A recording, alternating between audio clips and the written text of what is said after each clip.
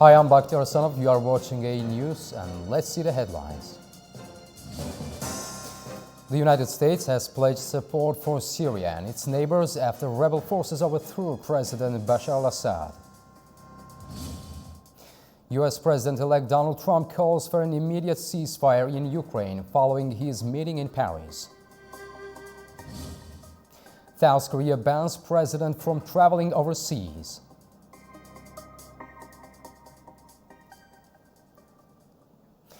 The United States has pledged support for Syria and its neighbors after rebel forces overthrew President Bashar al-Assad. Speaking from the White House, President Joe Biden said the United States will work with partners to help Syria navigate its uncertain period and ensure stability. The United States has pledged to support Syria and its neighbors. Biden confirmed reports that Assad may have fled to Moscow and said he should be held accountable. After 13 years of civil war in Syria, more than half a century of brutal authoritarian rule by Bashar Assad and his father before him, rebel forces have forced Assad to resign his office and flee the country. We're not sure where he is, but there's word that he's in Moscow. At long last, the Assad regime has fallen.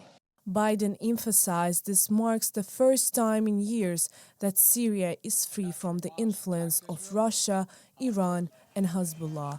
He called it a critical moment to seize new opportunities while managing risks. As we all turn to the question of what comes next, the United States will work with our partners and the stakeholders in Syria to help them seize an opportunity to manage the risks.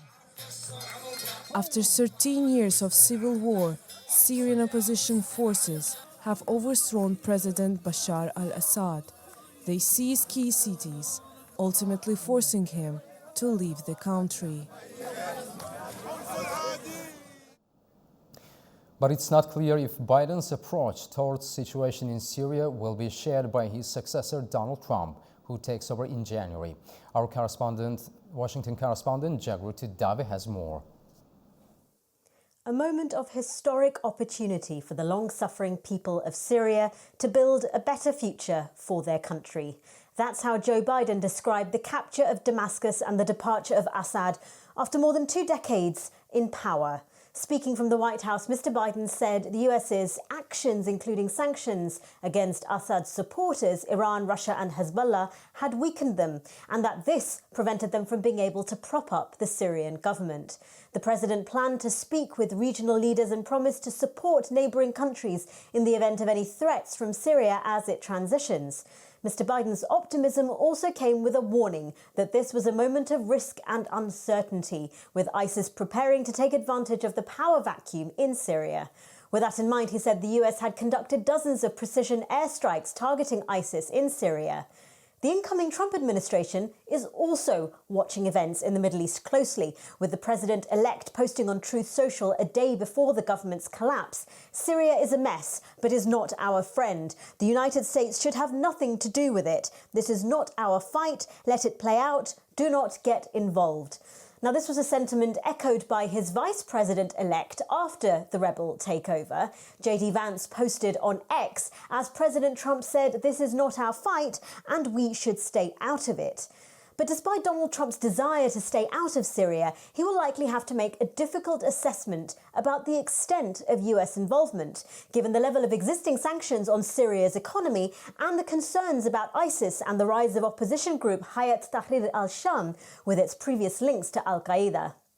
Now, the Trump administration may find that taking a hands-off approach is easier said than done. Jagruti Dave for A News in Washington, D.C. And now we go to our correspondent Dasha Chernyshova in Moscow for Russia's perspective on the situation in Syria. Russian officials say Syrians will have to cope with a full-scale civil war alone. Deputy Chairman of Russia's upper house of parliament said on Sunday that in such conditions the support will be provided if the people of Syria continue to require it.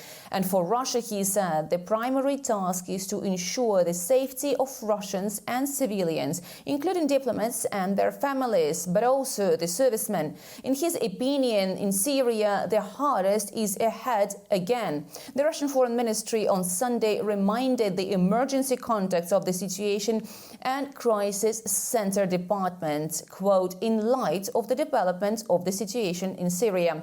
Another senior lawmaker, Leonid Slutsky, said Syria's territorial integrity should be preserved. Commenting on the rebels taking over Damascus, he said an internal political dialogue was needed as well as democratic and peaceful transition of power. Syria's territorial integrity and sovereignty were also stressed by the Russian Foreign Minister Sergei Lavrov, who participated in the Astana format meeting in Doha on Saturday. And also speaking at the diplomatic forum there, he called for the immediate end to hostilities and a start of dialogue between the government and legitimate opposition forces. He also said Russian air forces have been helping the Syrian military to target the positions of terrorists. Lavrov repeatedly pointed out that HTS is listed as a terrorist group by both the United Nations and the United States. Without naming Washington specifically, Lavrov said that the opposition groups were being used for geopolitical purposes and that the offensive was geared to undermine everything Astana format has been doing. Russia has one of its largest military bases outside the former Soviet Union in Khmeimim and a naval port in Tartus. The future will depend on the new authorities' decisions, according to the Syrian Prime Minister. And the fear in Moscow is that if a political vacuum is created, Syrians might suffer a repeat of the chaos seen in Iraq in 2003 and in Libya in 2011. Dasha Chernysova in Moscow for A News. According to the New York Times, Israeli ground forces have crossed into Syrian territory for the first time since the 1973 October War. The move marks a significant shift in Israel's policy in the region. Israeli forces advanced beyond the demilitarized zone on the Golan Heights, taking control of key positions including Mount Hermon. Two Israeli officials speaking anonymously to the New York Times confirmed the deployment. Previously, Israel has been more focused on targeting Hezbollah supply lines in Syria. According to the New York Times, over the weekend, Israeli Air Force strikes also targeted Syrian military assets, including weapons and air defense systems, to prevent them from falling into the hands of rebel forces. Prime Minister Benjamin Netanyahu of Israel announced that he had ordered troops to take the buffer zone between Israel and Syria. Also today, the Ministry of Foreign Affairs of Israel confirmed the information that Israel has struck suspected chemical weapon sites and long-range rockets in Syria in order to prevent them from falling into the hands of hostile actors. And now A News correspondent Trent Murray from Tel Aviv with the latest of Israel's response to the situation in Syria. Well, like many countries in this region, Israel has been watching what has happened in Syria very, very closely. Israeli intelligence have been speaking here to media, saying that they themselves were surprised at just how fast Assad's forces crumbled and did not put up a fight, allowing those rebels to take the capital, signalling the end of the Bashar al-Assad regime. But here they are also concerned about their own security. We've had confirmation that the IDF has placed additional troops and even tanks up on the UN-mandated demilitarized border in the occupied Golan Heights. They say that they are doing that in order to protect the state of Israel.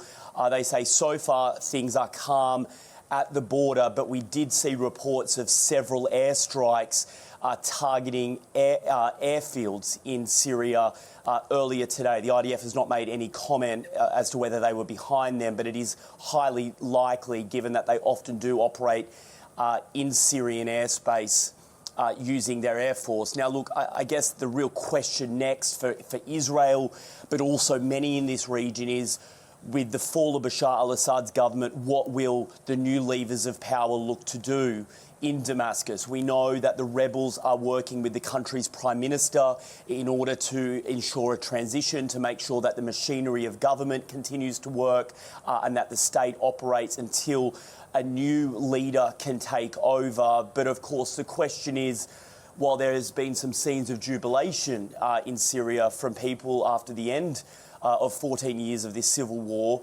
will there now be anger? Will there be retribution on the ground against people that were loyal to President Assad to the end? Time really will tell, but undoubtedly this is a moment of huge historical and geopolitical importance, not just to Syria, but to the entire region. Trent Murray for A News, Tel Aviv. Syrians living abroad flooded streets across the world in celebration of Bashar al-Assad's fall from power.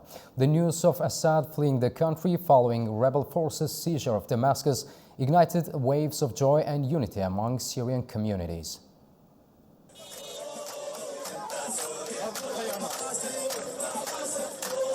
Across continents, from Europe to the Middle East and Australia, Syrians demonstrated their enduring hope and determination for a brighter future. In Sydney's western suburbs, opposition supporters came together to wave rebel flags and dance in celebration. Crowds hugged each other and rode horses in a vivid display of triumph as Islamist rebels declared Assad's ousting. Similar scenes unfolded in Athens, where Syrians gathered to chant slogans like "The Syrian people are one," commemorating the end of decades-long oppression.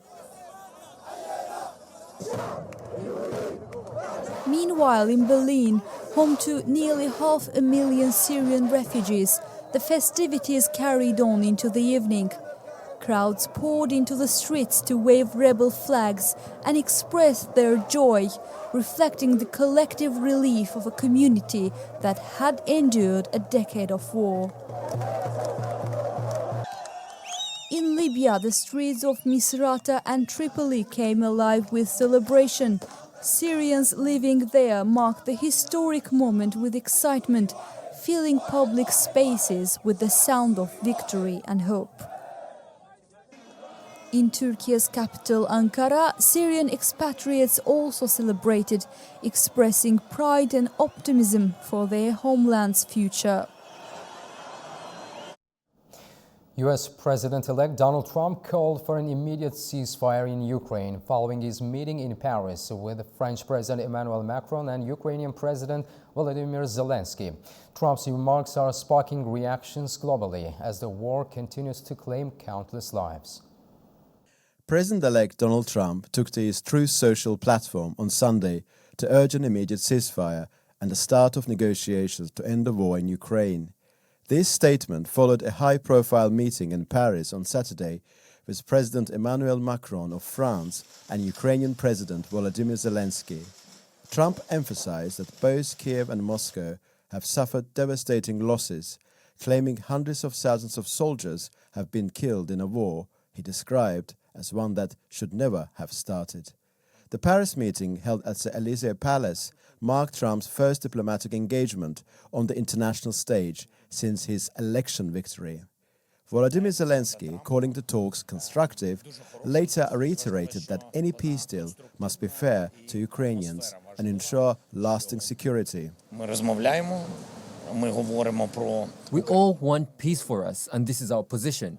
We want the peace to be just for us, and that Russia, Putin, or any other aggressor would have no opportunity to come back in the future. This is what's most important, just peace and security guarantees, strong security guarantees for Ukraine. We have agreed to continue working.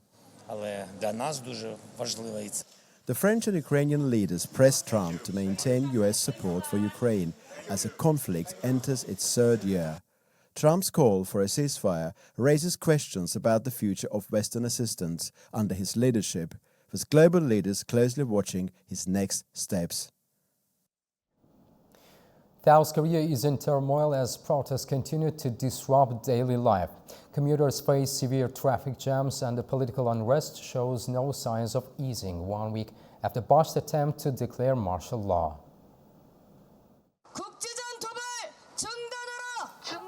Thousands of people in South Korea have taken to the streets with both supporters and opponents of President Yoon Suk-yeol and his failed attempt at imposing martial law.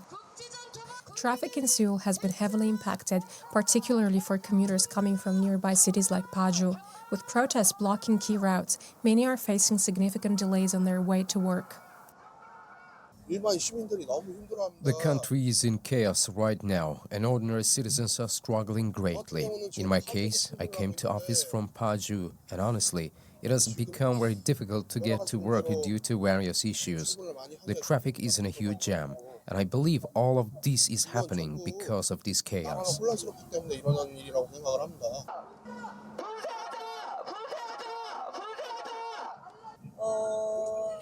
This weekend I had a very hard time, but I believe that it's the responsibility of us residents to uphold our respective roles. With the strength of our politics and our people, I trust that democracy and the constitutionalism will rise and return to stability. South Korea's financial markets are also feeling the strain. On Monday, South Korean stocks saw their sharpest one-day decline since November, with the Kospi index falling by 1.73%. Fears of prolonged political instability have spooked investors, prompting concerns over the country's economic stability. The government has pledged to take emergency measures to stabilize the markets, but uncertainty remains high.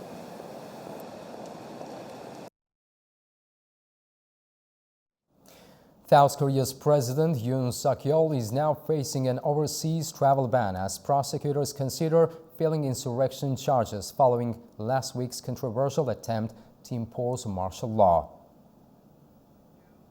The travel ban was confirmed Monday by the Corruption Investigation Office, further escalating the crisis surrounding President Yoon. Despite narrowly surviving an impeachment vote in the opposition-led parliament on Saturday, Yoon's political future remains uncertain. Adding to the turmoil, his party has called for his resignation, urging him to step down to safeguard the nation from what they describe as grave danger. 2024 is on track to be the warmest year ever recorded, with global temperatures expected to remain at extraordinary levels into 2025. New data shows a worrying trend of rising temperatures, far surpassing previous forecasts. According to the Copernicus Climate Change Service, 2024 will exceed 1.5 degrees Celsius above pre-industrial levels, a key Paris Agreement milestone. This marks the first year to surpass this threshold, signaling an accelerating climate crisis. At the start of the year, a La Nina event was expected to cool temperatures. It's a climate phenomenon where cooler than average sea surface temperatures in the Pacific Ocean generally lead to global cooling. However, the event did not materialize, and instead temperatures have remained unusually high. And at this point in time, so with 11 months of data for 2024, we are now virtually certain that 2024 will be the warmest year on record. Scientists attribute this persistent rise in temperatures to the continued burning of fossil fuels, further intensifying global warming trends. For 2024, we are about to exceed that threshold of 1.5 is a stark reminder that the climate is warming and that we really need to step up effort to reduce greenhouse gas emissions. And if we look at the past year and a half, so that November 2024 is the 16-month and 17-month that we are above 1.5. With 2024 likely to surpass 1.55 degrees Celsius above the pre-industrial average, experts are stressing the urgent need for global action to curb emissions. That's all we have for now. Thank you for joining us and keep watching A News.